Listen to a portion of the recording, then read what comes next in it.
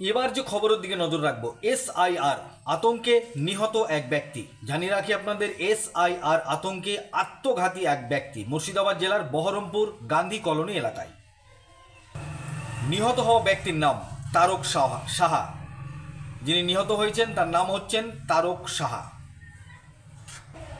সেখানকার স্থানীয় লোকজন এবং পরিবারের লোকজন সাংবাদিকদের সামনে বললেন, গত বৃহস্পতিবার দুপুরে গলায় ফাঁস বা দড়ি লাগিয়ে আত্মহত্যা করেছেন ওই ব্যক্তি। নিহত ব্যক্তির নাম তারক সাহা।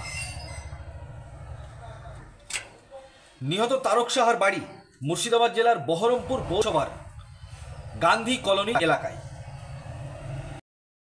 পরিবারের লোকজন এবং স্থানীয় জনগণ সাংবাদিকদের সামনে বলছেন, গত এসআইআরের অর্থাৎ 2002 সালের ভোটার লিস্টে নাম না থাকার কারণে, তিনার মা এবং তিনার বাবার নাম না থাকার কারণে তিনি মানসিকভাবে ভেঙে পড়েছিলেন। 2002 সালের ভোটার লিস্টে তারকের মা বা বাবার নাম নেই, এমনটাই জানাচ্ছেন স্থানীয় লোকজন এবং তিনার পরিবারের লোকজন। সব মিলিয়ে এসআইআর আতঙ্কে নিহত হয়েছেন, আত্মঘাতী হয়েছেন তারক সাহা, এমনটাই জানাচ্ছেন পরিবারের লোকজন এবং স্থানীয় লোকজন। বিস্তারিত বক্তব্য শোনাবো আপনাদের, কে কি বলেছেন। এই ভিডিওটি যারা দেখছেন চ্যানেলটি লাইক করবেন, শেয়ার করবেন আর সাবস্ক্রাইব করবেন। আই লাভ মাই ইন্ডিয়া, মেরা ভারত মহান। ভোটার লিস্টটা চাইছে কোথায়? ওই প্রমাণপত্র নিয়ে।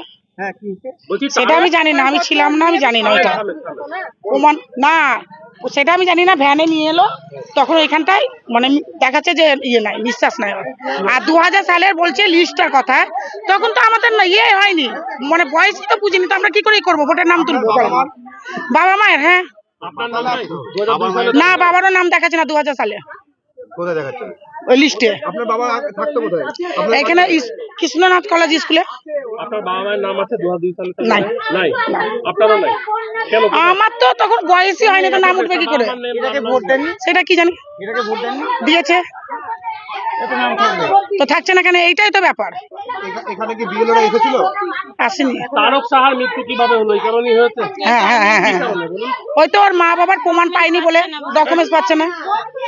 কি করেছে ও? হ্যাঁ সুসাইড করেছে? হ্যাঁ, কি করেছে বলেন?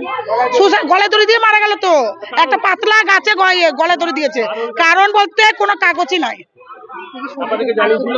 হ্যাঁ, কি বলেছে আপনাদেরকে? বলছে আমার বাবা মায়ের লিস্টের নাম পাচ্ছি না। তা আমি বললাম যে আইন থাকলে আইনের খাদও থাকবে, ওকে বুঝালাম, কে জানে যে এই কাজটা করবে ও। আপনার নাম কি? রীতা হাজরা। এই জায়গাটার নাম কি? গান্ধী কলোনি। কত নম্বর ওয়ার্ড? 24 নম্বর। ঠিক আছে, কিভাবে হলো? একটু চল চলো দিকে। ব্যাপারটা হচ্ছে, আমি তো কদিন ধরে এখানেই পরিষেবাটা দিচ্ছি, বেলা 12টা 1টা পর্যন্ত থাকছি। আজকেও ছিলাম বেলা 12টা 12:30 পর্যন্ত।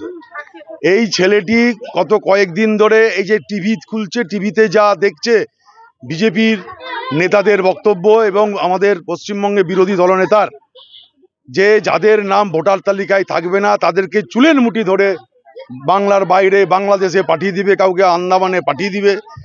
এই সবাই তো আমাদের এই সমস্ত স্লাম এরিয়ায়, এখানে এডুকেশনের হার কম, এখানে ইকোনমিক গ্রোথ কম, এরা সবাই তো বোঝে না যে 1 টাকাও বাদ দিতে পারবে না। আমি এই জন্যে এদের সঙ্গে সব সময় থাকছি গত 2-3 দিন ধরে, যে তোমরা কেউ অযথা ভয় পাবে না, আমরা আছি। আমাদের সর্বোচ্চ নেতৃত্ব অভিষেক বন্দ্যোপাধ্যায়, মমতা বন্দ্যোপাধ্যায় আছেন, একজনের নামও বাদ যাবে না আমাদের, যারা ভারতীয় এবং যারা আমরা দীর্ঘদিন ধরে এখানে ভোট দিয়ে আসছি। নাই থাকতে পারে পেপার, বিভিন্ন কারণে নাই থাকতে পারে পেপার, তার জন্য সময় দিতে হবে, সেই পেপার আমরা বের করে আনবো। প্রত্যেকের আছে। এখানে ওই যে ছেলেটি মারা গেছে গত 2 দিন ধরে, এখানে ওর নাম হচ্ছে তারক সাহা, এই মেন্টাল হসপিটালের সামনে মশলা মুড়ি বিক্রি করে, আগে রিক্সা চালাতো। তাহলে এই ক্লাসের মানুষ অতটা বোঝে না।